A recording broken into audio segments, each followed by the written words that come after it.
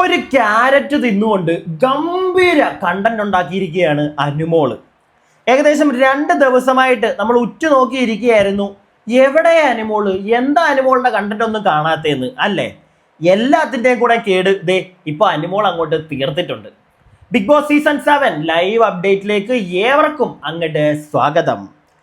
ഒരു ക്യാരറ്റിന്റെ പകുതി അനുമോൾ എടുത്ത് തിന്ന് അതിന്റെ പേരും പറഞ്ഞ് എല്ലാരും അനുമോളുടെ വാല അങ്ങോട്ട് പിടിക്കാൻ തുടങ്ങി. അനുമോളെ നീ ചെയ്തത് തെറ്റാണ്, അനുമോളെ നീ ചെയ്തത് തെറ്റാണ്. തെറ്റാണ് അല്ലാതെ ഞാനും പറയുന്നില്ല, അത് അനുമോൾക്കും അറിയാം. അനുമോള് 2 ദിവസമായിട്ട് വലിയ സ്ക്രീൻ സ്പേസ് ഒന്നും കിട്ടിയിട്ടില്ല എന്ന് മനസ്സിലാക്കിയതുകൊണ്ട് ഒരു കണ്ടന്റ് ഉണ്ടാക്കാൻ അങ്ങോട്ട് ഇറങ്ങി. അനുമോൾ ഉണ്ടാക്കി, എല്ലാം വാല അങ്ങോട്ട് പിടിച്ചു. അത്രേ അവിടെ സംഭവിച്ചുള്ളൂ. അനീഷേട്ടൻ വരെ അനുമോളോട്, പിന്നെ അനീഷേട്ടൻ മറ്റേ പുറകെ നടന്നങ്ങോട്ട് ചൊറിയുന്നൊന്നുമില്ല, ചെന്ന് കാര്യം പറഞ്ഞു അനുമോളെ ചെയ്തത് തെറ്റാണ്. അപ്പം അനുമോള് പറയുന്നു, ചേട്ടാ എനിക്ക് വിശന്നിട്ടാണ്, ഇത്രയും പേര് ഇവിടെ വിശന്നിരിക്കുകയല്ലേ, അപ്പം നീ മാത്രം ചെയ്യുന്നത് തെറ്റാണ് എന്ന് അനീഷ് പറഞ്ഞിട്ട് അനീഷ് അങ്ങ് പോകുന്നുണ്ട്. പക്ഷെ ചില ആളുകൾ അതങ്ങോട്ട് വിടുന്നില്ല, പുറകെ നടന്ന് ചൊറിച്ചിൽ. അക്ബറൊക്കെ ഒരു സ്ഥലത്തങ്ങ് ഇരിക്കുവോ, അവിടെ ഇരുന്നാ ചൊറിച്ചിൽ. അനുമോൾ അങ്ങോട്ട് ചെന്നു. എന്തുകൊണ്ട്? അനുമോൾക്ക് കണ്ടന്റ് വേണം. അനുമോള് മുഖത്ത് നോക്കി അക്ബറിന്റെ അടുക്ക പറഞ്ഞ, അക്ബറെ എനിക്ക് കണ്ടന്റ് വേണം, ഞാൻ കണ്ടന്റ് വേണ്ടിയിട്ടാണ് ഇവിടെ വന്നിരിക്കുന്നത്. ഉടനെ അക്ബർ, നിനക്ക് ജയിലിൽ പോകാൻ വേണ്ടിയിട്ടല്ലേ, നിനക്ക് അവിടെ കിടന്ന് കണ്ടന്റ് ഉണ്ടാക്കാൻ വേണ്ടിയിട്ടല്ലേ? അതെ, എനിക്ക് ജയിലിൽ പോകാൻ വേണ്ടിയിട്ടാ, എനിക്ക് എൻ്റെ ആഗ്രഹമാ ജയിലിൽ പോകണമെന്ന്. കാരണം എനിക്ക് അവിടെ ഇരുന്ന് കണ്ടന്റ് ഉണ്ടാക്കാൻ പറ്റും. ഇനിയിപ്പോൾ അവിടെ പോയില്ലെങ്കിലും ഞാൻ എവിടെ ഇരുന്നാലും ഇപ്പോൾ ഒറ്റയ്ക്ക് ഇരുന്നാലും ശരി, എനിക്ക് കണ്ടന്റ് ഉണ്ടാക്കാൻ അറിയാം. മുഖത്ത് നോക്കി ഉള്ള കാര്യം അനുമോൾ അങ്ങ് പറഞ്ഞു. ഇതുകൊണ്ടാണ്, ഇങ്ങനെയുള്ള ചില കാര്യങ്ങൾ അനുമോൾ ചെയ്യുന്നതുകൊണ്ടാണ് എനിക്ക് പിന്നെ ഇച്ചിരിയെങ്കിലും ഒരു ഇഷ്ടം അനുമോളുള്ളത്. ഉള്ള കാര്യം പറയും, ഉള്ള കാര്യം പറഞ്ഞു. ഇതിൽ കൂടുതൽ ഇനി അനുമോളെ നമ്മൾ മറ്റേ കുത്തിക്കീറേണ്ട കാര്യമൊന്നുമില്ലല്ലോ. ഓപ്പൺ ആയിട്ട് പറഞ്ഞു, ഞാൻ കണ്ടന്റ് ഉണ്ടാക്കാനാ വന്നേ, ഞാൻ ഏത് എക്സ്റ്റെൻറ്റ് വരെ പോയിട്ടാണെങ്കിലും കണ്ടന്റ് ഉണ്ടാക്കും. നമുക്കെന്താ വേണ്ടത്? കണ്ടന്റ് അല്ലേ നമുക്ക് വേണ്ടത്. അതിനകത്ത് ചുമ്മാ എല്ലാവരും മുക്കിനും മൂലക്കും ഇങ്ങനെ പോയി ഇരുന്നുകൊണ്ട് മറ്റേ പാപ്പം കഴിച്ചോണ്ടിരുന്നു കഴിഞ്ഞാൽ നമുക്ക് ബോറടിക്കത്തില്ലേ? കണ്ടന്റ് വേണം. അനുമോൾ അത് പുഷ് ചെയ്യുന്നുണ്ട്. പക്ഷെ ഇതിൻ്റെ ഇടയ്ക്ക് ഒരു ചെറ്റയെ പറ്റി എനിക്ക് സംസാരിക്കണം. ഇത് ഒരു റിവ്യൂവറായിട്ടല്ല ഞാൻ ഈ ഒരു വ്യക്തിയെ പറ്റി സംസാരിക്കാൻ പോകുന്നത്, നിങ്ങളിൽ ഒരാളായിട്ട്, ഒരു പ്രേക്ഷകനാണ്. ബിഗ് ബോസിന്റെ ഒരു പ്രേക്ഷകൻ എന്ന നിലയിൽ ഞാൻ ഒരാളെ പറ്റി സംസാരിക്കാം. അതിനുശേഷം നമുക്ക് അനുമോളിലേക്ക് വരാമേ. അതായത് ആര്യന്റെ ക്യാരക്ടർ എനിക്ക് പേഴ്സണലി ഒരു പ്രേക്ഷകൻ എന്ന നിലയിൽ എനിക്ക് ഇഷ്ടപ്പെടുന്നില്ല. കാരണം വളരെ മോശമായിട്ടുള്ള കുറേ പരിപാടികൾ അവനവിടെ ചെയ്യുന്നുണ്ട്. എന്നിട്ടൊന്നും ചെയ്തില്ലേ എന്നും പറയും.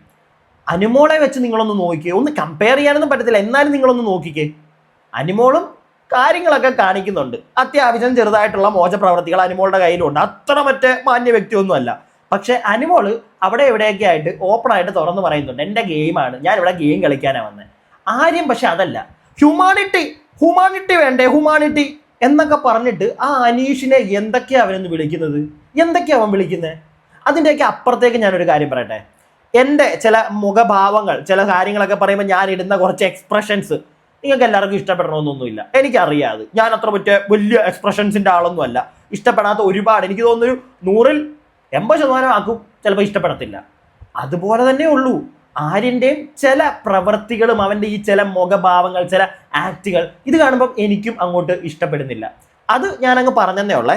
ഇനി നമുക്ക് ഡീറ്റെയിൽ ആയിട്ട് കാര്യത്തിലേക്ക് വരാം. അതായത് അനുമോള് വിശന്നപ്പത്തേക്ക് ഒരു ക്യാരറ്റ് എടുത്ത് കഴിച്ചു. അപ്പോൾ എല്ലാവരും വന്ന് പറയുന്നുണ്ട്, ചെയ്തത് തെറ്റാണ്, നീ ചെയ്യുന്നത് ശരിയല്ല. അനീഷും വന്ന് പറയുന്നുണ്ട്, മോളെ നീ ചെയ്യുന്നത് തെറ്റാണ്. ഇവിടെ എല്ലാവരും, അപ്പോൾ അനീഷേട്ടൻ്റെ അടുക്ക പറയുന്നു, അനീഷേട്ടൻ എനിക്ക് വിശന്നിട്ടാ. അപ്പം അനീഷേട്ടൻ പറയുന്നുണ്ട്, എല്ലാവരും വിശന്നായിരിക്കുന്നത്, ഉള്ള കാര്യമാ.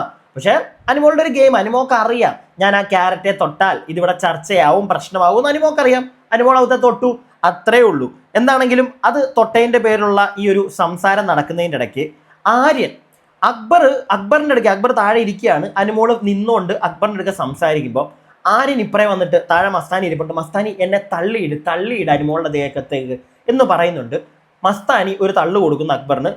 അനുമോളുടെ ദേഹത്തേക്ക് ഇവൻ പോയി ബാക്കിൽ പോയി വീഴുന്നു. എന്നിട്ട് ആര്യൻ മറ്റേ അഭിനയം, മസ്താനി നീ എന്താ ചെയ്യുന്നത്, മസ്താനി അങ്ങനെ ചെയ്യരുത്.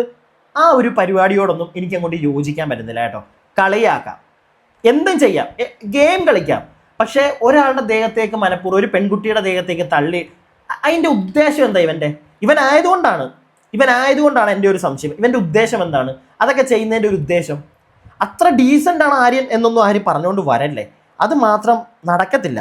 പിന്നെ അക്ബറുമായിട്ട് സംസാരിക്കുന്നതിൻ്റെ ഇടയ്ക്കാണ് ഈ ജയിലിൻ്റെ കാര്യമൊക്കെ പറയുന്നുണ്ട്. അക്ബർ പറയുന്നുണ്ട്, നിനക്ക് ജയിലിൽ പോകാനല്ലേ? അനുമോൾ പറയുന്നത്, എനിക്ക് ജയിലിൽ പോകാനാ, എന്താ തെറ്റെന്താ? എനിക്ക് ജയിലിൽ പോകണം, എനിക്ക് കണ്ടന്റ് വേണം, ഞാൻ കണ്ടന്റ് ഉണ്ടാക്കും അവിടെ പോയി. ഇനിയിപ്പോൾ അവിടെ പോയില്ലേ, പുറത്താണോ, ഞാൻ അവിടെ ഇരുന്ന് കണ്ടന്റ് ഉണ്ടാക്കും. ഉള്ള കാര്യം പറഞ്ഞില്ലേ. അതിൽ കൂടുതൽ ഇനിയും വല്ലോ അനുമോളിന്റെ അടുക്ക് ഈ അനുമോളെ വിമർശിക്കും. ഞാനും ചിലപ്പോൾ നാളെ വിമർശിക്കും അനുമോളെ, ഉള്ള കാര്യമാണ്. അനുമോളുടെ ഭാഗത്തുനിന്ന് എന്തെങ്കിലും തെറ്റ് വന്നിട്ടുണ്ടെങ്കിൽ ചൂണ്ടിക്കാണിക്കും. അതിനകത്തൊന്നും എനിക്കൊരു മടിയില്ല. ഞാനിവിടെ ആറിനെ PR മേടിച്ചിട്ടല്ല ഇരിക്കുന്നത്. പക്ഷേ സപ്പോർട്ട് ചെയ്യേണ്ട ഭാഗത്ത് സപ്പോർട്ട് ചെയ്തേ പറ്റുള്ളൂ. മനസ്സിലായില്ലേ? ജിസൈലിനെ സപ്പോർട്ട് ചെയ്യേണ്ട സ്ഥലത്ത് സപ്പോർട്ട് ചെയ്യും. പക്ഷേ ഇപ്പോൾ പറ്റാത്തതിന്റെ കാര്യം, പറ്റുന്നില്ല എന്നല്ല, ഞാൻ സപ്പോർട്ട് ചെയ്യുന്നുണ്ട്. ഇപ്പം അനുമോളുടെ ജിസൈലിന്റെ കൂടെ നിന്ന റെന ഫാത്തിമ വരെ ഇപ്പം മറുകണ്ഠം ചാടിയിട്ടുണ്ട്. ഗെയിമിന്റെ ഭാഗമായിട്ടാ, അല്ലാന്നൊന്നും ഞാൻ പറയുന്നില്ല. പിന്നെ അനുമോള് അക്ബറിനെടുക്കെ പറഞ്ഞ ഒരു ഡയലോഗ് ഉണ്ട് കുറച്ചു മുന്നേ. അയ്യോ, അവിടെ ആ ഒരു ഡയലോഗ് അക്ബർ തീർന്ന്. എന്താ ഡയലോഗ് എന്നറിയോ? നീ അടുപ്പിന്റെ മൂട്ടി പോയില്ല അക്ബറെ, നീ അവിടെ പോയി ഇരിക്കും, കുറച്ച് ചൂടൊക്കെ അടിക്കട്ടെ. ചൂടടിച്ചിട്ടെങ്കിലും നീ ഒന്ന് ചാടി എണീറ്റ് നിന്റെ ശരീരം ഒന്ന് അണങ്ങട്ടെ. 24 മണിക്കൂർ അവത്തെ തന്നെ കുത്തിയിരിക്കുമല്ലടാ നീ എന്നൊരു ഡയലോഗൊക്കെ അനുമോൾ അടിക്കുന്നുണ്ട്. ഇത് കേട്ടപ്പോഴത്തേക്ക് ഞാൻ നോക്കുമ്പോൾ റെന ഫാത്തിമ, അക്ബറിന്റെ ഭയങ്കര കമ്പനിക്കാരി ആയിരുന്നു റെന ഫാത്തിമ. അക്ബറിന്റെ മറ്റേ അറിയാലോ നിങ്ങൾക്ക്, വേണ്ട ഞാൻ പറയുന്നില്ല. ആ റെന ഫാത്തിമ മറ്റേ തലയാടയൊക്കെ ഇങ്ങനെ വെച്ചിട്ടിരുന്ന് ചിരിക്കുക. എല്ലാവർക്കും അനുമോള് സത്യം പറഞ്ഞാൽ ഇന്ന് ഇത്ര ഫയറായി കണ്ടപ്പോഴത്തേക്ക് ഫയർ ആയിരുന്നു സത്യം പറഞ്ഞാൽ. കുറച്ച് മുമ്പ് അനുമോള് കരയുന്നില്ല. എന്നിട്ട് അക്ബർ തന്നെ ചോദിക്കുന്നുണ്ടോ, നിന്റെ പരിപാടിയൊക്കെ നിർത്തിയോ, നീ കരച്ചിൽ ഡ്രാമൊക്കെ നിർത്തിയോ, ഇപ്പൊ സംസാരിക്കാനാണോ? കാരണം അക്ബർ വിചാരിച്ച് എന്തെങ്കിലുമൊക്കെ പറഞ്ഞു കഴിഞ്ഞാൽ ഉടനെ കരയുമെന്ന്. അനുമോള് പ്ലേറ്റ് അങ്ങ് മാറ്റി ഇരുത്തി അങ്ങോട്ട് കൊടുത്തു, അടിച്ചു കൊടുത്തു. അക്ബറിന് ഒന്നും പറയാൻ പറ്റാതെ ഇങ്ങനെ ഇരിപ്പുണ്ട് അവിടെ. അപ്പൊ എന്താണെങ്കിലും ഇതൊക്കെ നടക്കുന്നതിൻ്റെ ഇടയ്ക്കാണ് തൊട്ടപ്പുറം ഞാൻ നോക്കുമ്പോഴത്തേക്ക് അനീഷിനെ ചൊറിയുക. ഓക്കെ, ചൊറിഞ്ഞോട്ടെ, പക്ഷേ അതിന്റെ പേരും പറഞ്ഞ് എന്തൊക്കെയാ ഈ ആര്യം വിളിച്ചു പറയുന്നത്? എന്താണ് ക്ലാപ്പൻ എന്നൊക്കെ ആര്യനെ വിളിക്കുക. അപ്പം അനീഷ് പറയുന്നുണ്ട്, ക്ലാപ്പൻ ഒന്നും നീ വിളിക്കണ്ട, നിന്റെ വീട്ടിൽ ഇരിക്കുന്ന ആളെ പോയി വിളിച്ചാൽ മതി, എന്നെ നീ വിളിക്കണ്ട എന്ന് അനീഷ് പറയുന്നുണ്ട്. ഉടനെ വേറെന്തോ നിന്റെ അച്ഛന്റെ പിതാവിന്റെ അർത്ഥം അറിയോടാ നിനക്ക് എന്നൊക്കെ അനീഷ് ചോദിക്കുന്നുണ്ട്. ആര്യൻ്റെ അടുക്ക നൈസായിട്ട് തന്തയ്ക്ക് വിളിച്ചതാ, വേറെ ഒന്നുമല്ല. പക്ഷെ അനീഷ് വിളിച്ചതിനകത്ത് എനിക്കൊരു തെറ്റു പറയാൻ പറ്റത്തില്ല കേട്ടോ. കാരണം അതുപോലെയാണ് ഇവനൊരു വൃത്തികെട്ട കൈൻഡ് ഓഫ് ചൊറിച്ചിലാണ് ആൾക്കാരെ. ഇവന്റെ ഒരു ആക്ടും എല്ലാം കൂടെ എല്ലാവർക്കും ഒന്നും ഇഷ്ടപ്പെടത്തില്ല. ഇതിന്റെ ഇടയ്ക്ക് ഇവൻ വേറൊരു വളരെ മോശമായിട്ടുള്ള ഒരു വാക്കും കൂടെ അനീഷിനെ വിളിച്ചു. എന്താണ്, കക്കൂസ് തുമ്പിന്നോ അങ്ങനെയൊക്കെയാണ് ഈ ആര്യം വിളിക്കുന്നത്. ഇവൻ എനിക്ക് തോന്നുന്നില്ല ഇവൻ എങ്ങനെയാണ് അവിടെ നിൽക്കുന്നത്. പ്രിയപ്പെട്ടവരെ, എനിക്കറിയാൻ പാടില്ല. നിങ്ങളെല്ലാവരും വോട്ട് കൊടുക്കുന്നുണ്ടോ ഇവന്? എനിക്കറിഞ്ഞൂടാ. ഇങ്ങനെയുള്ള ഒരുത്തൻ ആരാണ് വോട്ട് കൊടുത്ത് അവിടെ നിർത്തുന്നത്? വാ തുറന്നാൽ ഇങ്ങനെയുള്ള കാര്യങ്ങൾ മാത്രമേ പറയത്തുള്ളൂ. അനീഷ് എന്നിട്ട് മൊത്തമൊക്കെ അടിക്കുന്നുണ്ട്. എടാ മോനെ, ഞാനൊരു യോദ്ധാവാ, അല്ല നിന്നെ പോലെ മറ്റേ അതെന്താ സംഭവം അറിയോ? അനീഷ് നല്ല ഒന്നാം തന്നെ യോദ്ധാവാ, അല്ലാതെ ആര്യനെ പോലെ ജിസൈലിന്റെ മറ്റേ അടി കയറി ഇരുന്നുകൊണ്ട് മാത്രം കളിക്കുന്ന ഗെയിം അല്ല അനീഷിന്റെ. നിന്ന് കളിക്കാൻ അറിയാം. ആര്യന്റെ ഗെയിം എന്താ അവിടെ? എനിക്ക് അറിയാൻ പാടില്ല. ചോദിക്കുക എന്താ അവിടെ? എനിക്ക് മനസ്സിലായിട്ടില്ല ആര്യന്റെ ഗെയിം എന്താണെന്ന്. ചുമ്മാ ബാക്കിയുള്ളവരെ കളിയാക്കുക, എന്നിട്ട് ജിസൈലിന്റെ കീഴെ പോയിരിക്കുക. ഇത് മാത്രമേ ഉള്ളൂ. ഇല്ലെങ്കിൽ പിന്നെ നേരെ അനുമോളുടെ ഒക്കെ വരിക, എന്നിട്ട് മസ്താനിയെ കൊണ്ടൊക്കെ തള്ളു എന്നെ തള്ളി ഇങ്ങോട്ട് ഇടാ അവളുടെ ദേഹത്ത്. ഇതാണ് ആര്യന്റെ ഗെയിം. ആര്യന്റെ ഈ ഗെയിമിനോടൊന്നും എനിക്ക് അങ്ങോട്ട് തീരെ യോജിക്കാൻ പറ്റുന്നില്ല. ഞാനിത് എൻ്റെ അഭിപ്രായമാണ് പറഞ്ഞത്.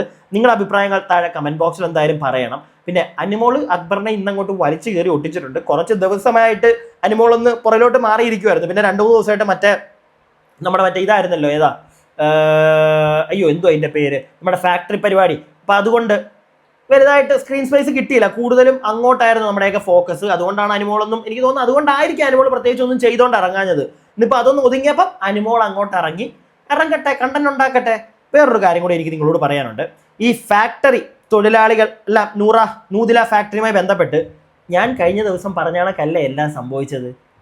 കഴിഞ്ഞ ദിവസത്തെ എൻ്റെ വീഡിയോ നിങ്ങൾ കണ്ടായിരുന്നോ? ബിഗ് ബോസിന്റെ ഒരു ഗെയിമിനെ പറ്റി ഞാൻ പറഞ്ഞല്ലോ. ഇന്നും ബിഗ് ബോസ് നല്ല ഉഗ്രനായിട്ട് ഒരു ഗെയിം കളിച്ചിട്ടുണ്ട്. ഞാൻ നേരത്തെ കഴിഞ്ഞ വീഡിയോയിൽ അത് പറയാൻ വിട്ടുപോയി. അതും കൂടെ ഇങ്ങ് ഇൻക്ലൂഡ് ചെയ്യുന്നത്. വേറൊന്നുമല്ല, നമ്മുടെ ബിഗ് ബോസ് ഈ സർക്കസിലെ തൊഴിലാളികൾ അല്ലെങ്കിൽ സർക്കസ് കമ്പനിയിലെ ആൾക്കാരെ ഇടയ്ക്ക് കയറ്റി വിട്ടല്ലോ. മറ്റേ വിസിറ്റായിട്ട്, ഇൻഡസ്ട്രിയൽ വിസിറ്റ് എന്നും പറഞ്ഞ് അകത്തോട്ട് കയറ്റി വിട്ടല്ലോ. എന്തിനാണ് ബിഗ് ബോസ് അത് ചെയ്തതെന്ന് നിങ്ങൾക്കറിയോ? ബിഗ് ബോസിന് അറിയാം അവരകത്തോട്ട് വന്നാൽ എന്തെങ്കിലുമൊക്കെ പ്രശ്നം ഉണ്ടാവും. ഇപ്പം സാധനങ്ങളും അടിച്ചു മാറ്റിക്കൊണ്ട് അങ്ങ് പോയല്ലോ, അത്രേ ഉള്ളൂ.